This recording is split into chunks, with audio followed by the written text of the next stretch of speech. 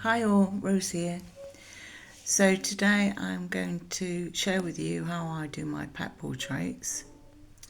There are some things that you shouldn't do, some techniques that you shouldn't do. Like I will never start with a hard black outline because that immediately flattens your drawing. So you never get a three-dimensional looking drawing if you use a hard outline, such as in a child's colouring book. So you need to avoid that. So I'm going to share some tips and techniques with you today. If you like my artwork, then please follow me on Facebook, Rose Parker or Rose Parker Artist, and subscribe on YouTube, Rose Parker Artist, all of which is free, but it just helps me reach a few more people. So thank you for that. And today I am working on the portrait of Bryn, who's a galgo, which is the Spanish for greyhound. And it's a gift for my friend. It's her big birthday tomorrow. So it's nothing like pressure, is there? I've got to get it finished and framed by tomorrow. So I am actually better under pressure, and otherwise procrastination just sets in. If you would like a portrait, it takes a week to post from Spain to the UK, and that's recorded delivery. And I do post all over the place. Anyway, so we're going to go to Bryn, and my friend is actually one of my biggest supporters. I think this is the 7th pet portrait that I've done for her, and the only one that I've had more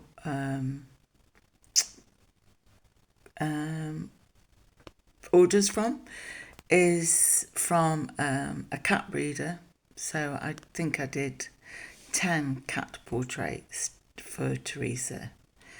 So I'm going to turn the camera around and you'll see. So this is Bryn, and as you can see, apart from his very long nose, there are kind of no distinguishing features. So it is actually the hardest pet portrait I've ever done. And so I did Bryn first. Often I will do the background first if it's a blurry background, but this is just the colour of the pastel mat that I've chosen. And when I started, I filled in the tone. It was a tonal drawing to start with. So I used the white, the grey, which is the same as the card, and the black to kind of get the curvature and the nose to come forward. And then since then I've been working on his blanket. Now I don't often put in such detailed background, but this is so special to Bryn that it needs to be in there really, and it provides a lovely contrast between his very subtle colours and the very bright colourful blanket. So this is how I do it. I work from my iPad, and I am going to edit it.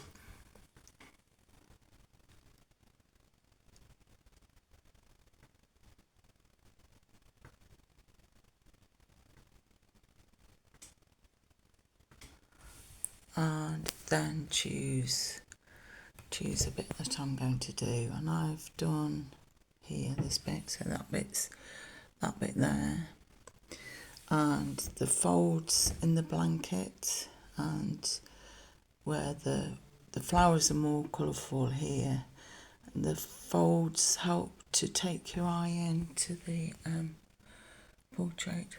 Unfortunately, you've got my reflection. There's not a lot I can do about that. Right, So I've chosen, let me put my glasses on, helps if I can see what I'm drawing. I've chosen the colours that I want for the blanket, and these are what are called stubby blenders. So I use those a lot on smoothing over the fur.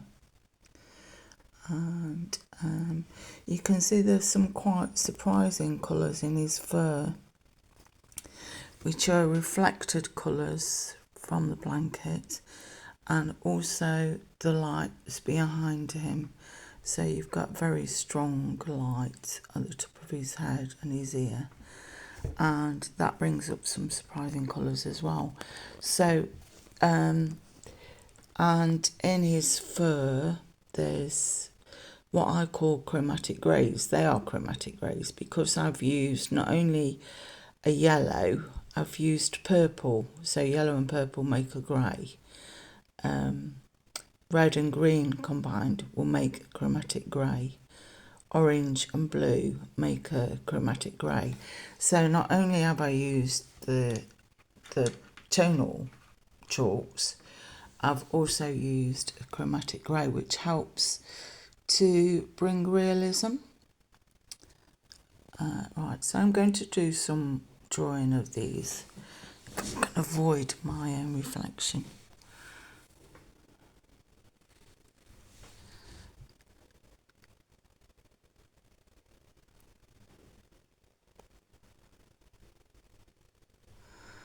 So on, just trying to locate it, that bit there, that bit there.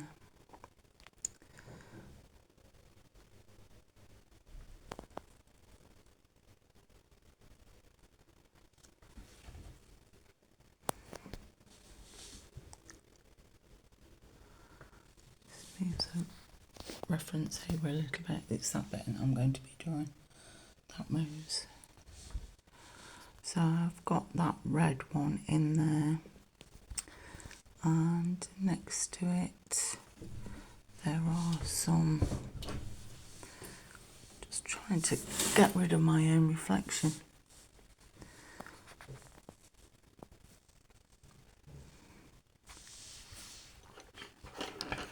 So I'm going to choose the blue that goes round, and the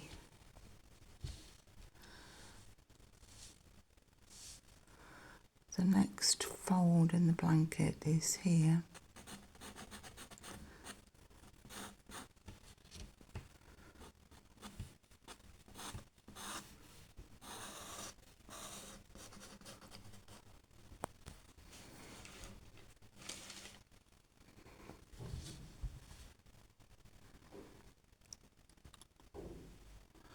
And it's quite dark on that bit there.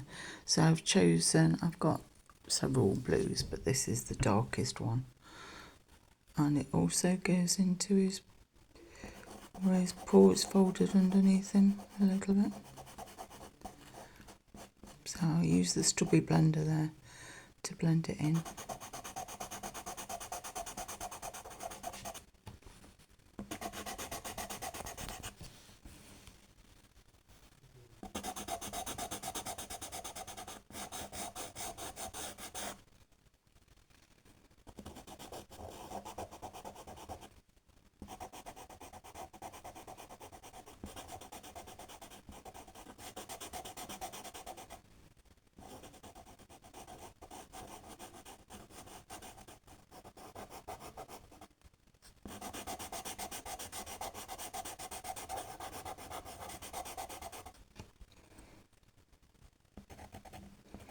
So this is like the negative space around the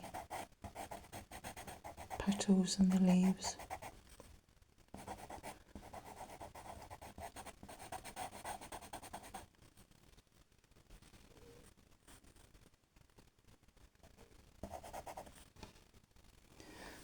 And then I am going to choose, I'm choosing a pink and a cream.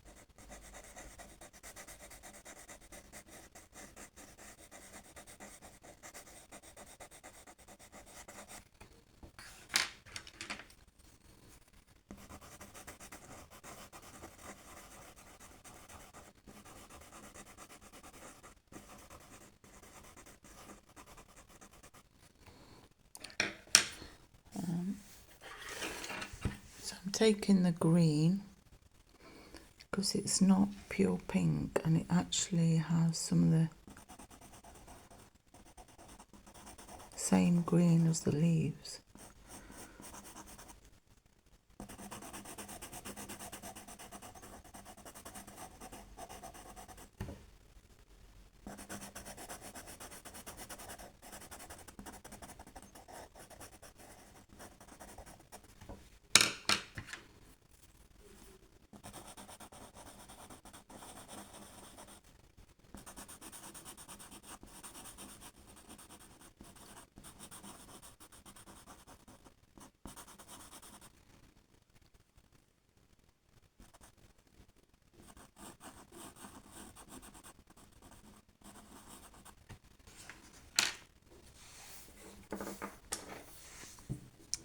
So I'm going to use the Story Blender because they stand out quite a lot, whereas actually on the drawing there's not that much contrast. They don't stand out that much.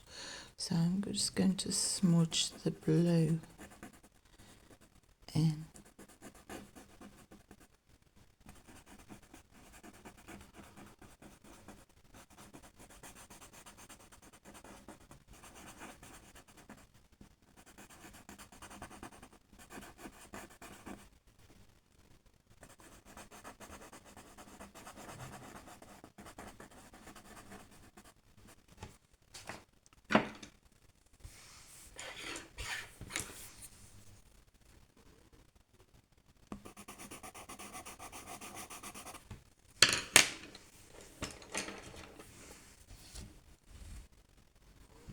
Just change to a slightly different blue.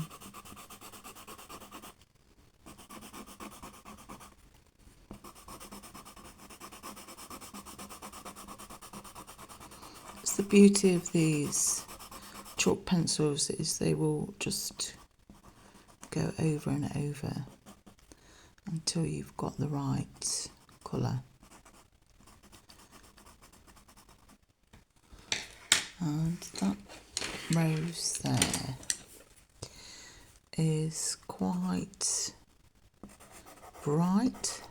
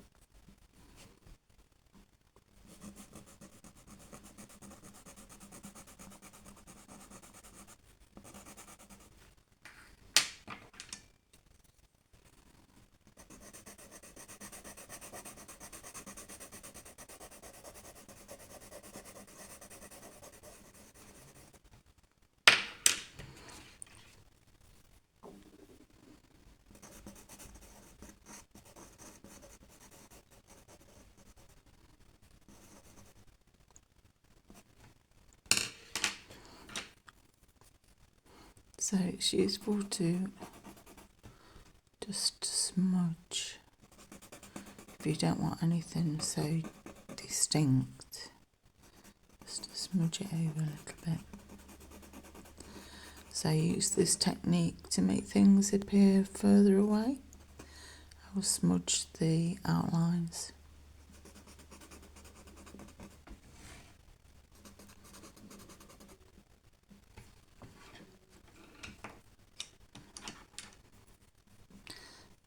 going to do this quite big rose here.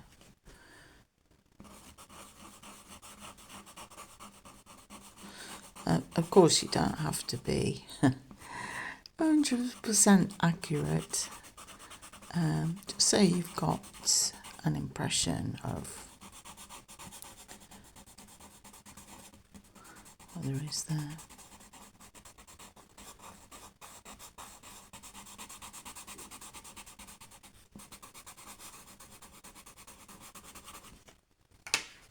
This bit's in shade from the fold on the blanket, so I'm going to use the green.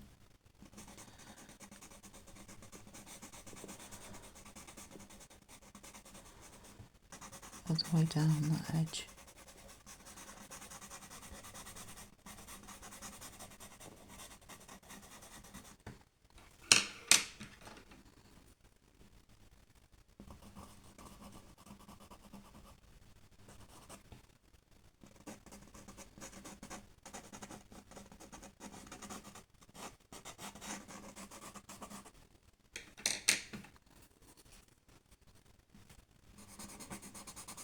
Smudge that in again.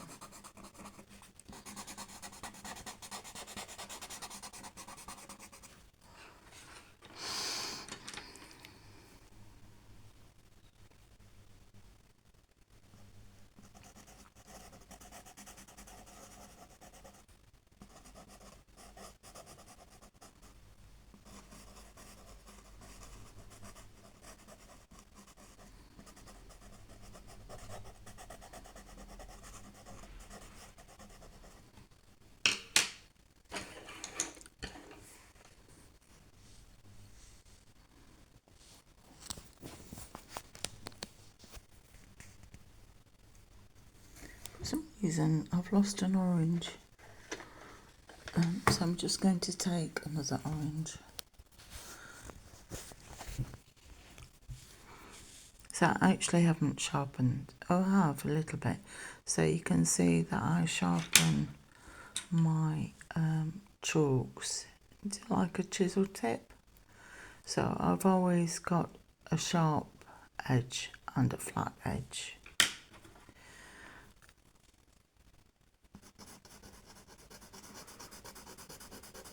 You don't need any special device to do that. You just need a Stanley knife.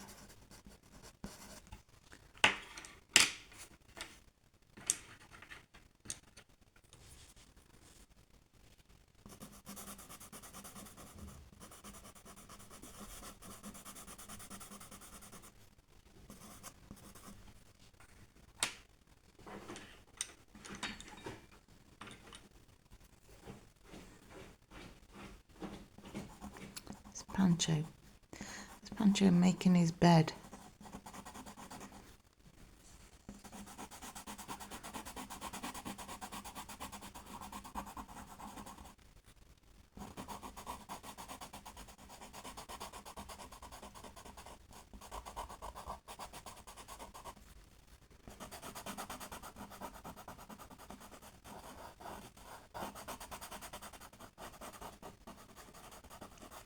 What I haven't decided is what I'm going to do with the edge of the blanket. I'm going to finish it off.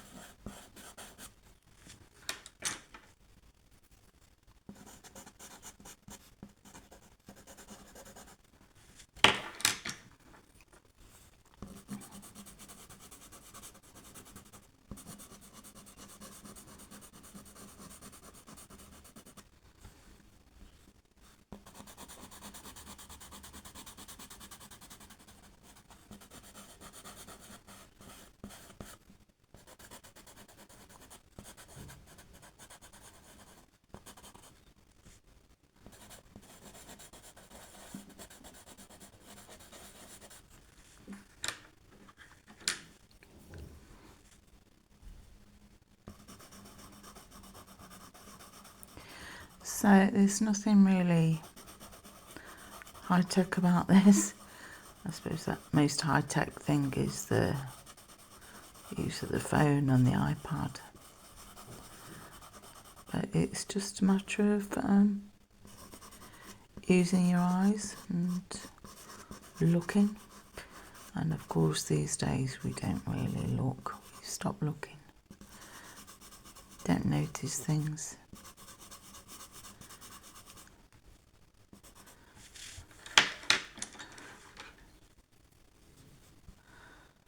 Most recently I've started doing portraits of people with their pets, so please do get in touch. And if you go on to either of my Rose Parker Artist Facebook or YouTube, you can see some of the ones that I've done. The very latest one was in charcoal of Joey with Eddie, and the one before that was me and Pancho, which is in the bridal place in my living room. So this stubby blender ends up mucky, and you can transfer that onto the other colours. And then one always helps if you pick up the right colour.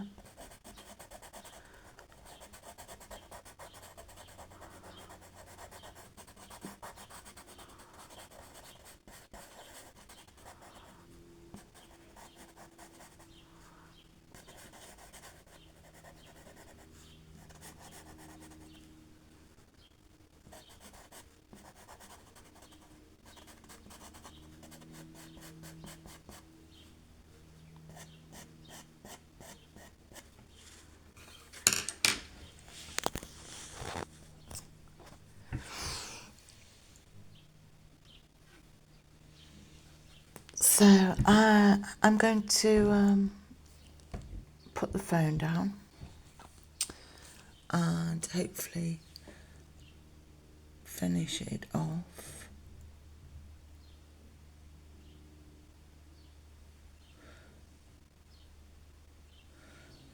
Hopefully for tomorrow. So that's Bryn, and that's my version so far. I've just got this little bit of blanket to do, and when I've put the phone down I'll get on with it and I'll video the big reveal. Thanks for watching.